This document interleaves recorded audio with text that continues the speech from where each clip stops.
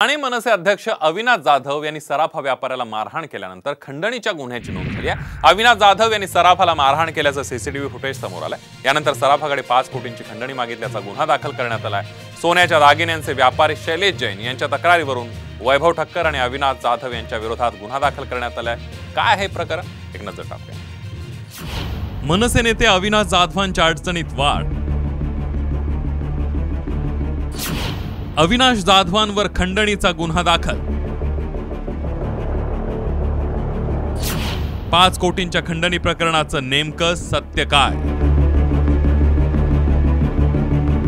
ऐन लोकसभा निवडणुकीच्या तोंडावर मनसे नेते अविनाश जाधव यांच्या अडचणीत भर पडली आहे। अविनाश जाधव यांच्या विरोधात सराफा व्यापाऱ्याच्या मुलाला धमकावणे आणि 5 कोटींची खंडणी मागितल्या प्रकरणी गुन्हा नोंदवण्यात आला।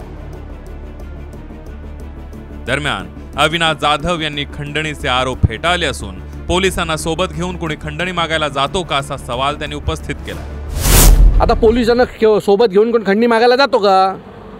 एवढं पोलिसांना पण कळायला पाहिजे आणि त्यांना पण कळायला पाहिजे ना। मी ज्या वेळेला वर गेलो त्यावेळेला माझ्याबरोबर पोलीस होते आणि FIR मध्ये लिहिले की अविनाश जाधवनी पोलिसांसमोर मारहाण केली ना।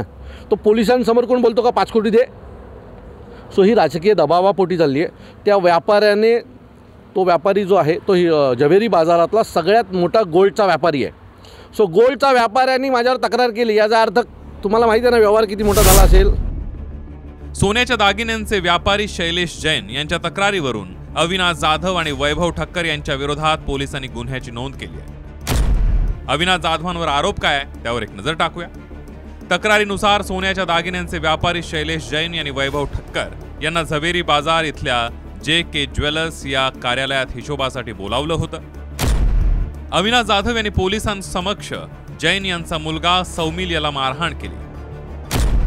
तसंच अविनाश जाधव यांनी तक्रारदार शैलेश जैन यांना उचलून नेण्याची आणि नुकसान करण्याची धमकी देऊन त्यांना 5 कोटी रुपयांसाठी धमकावलं असा आरोप तक्रारीमध्ये करण्यात आलाय।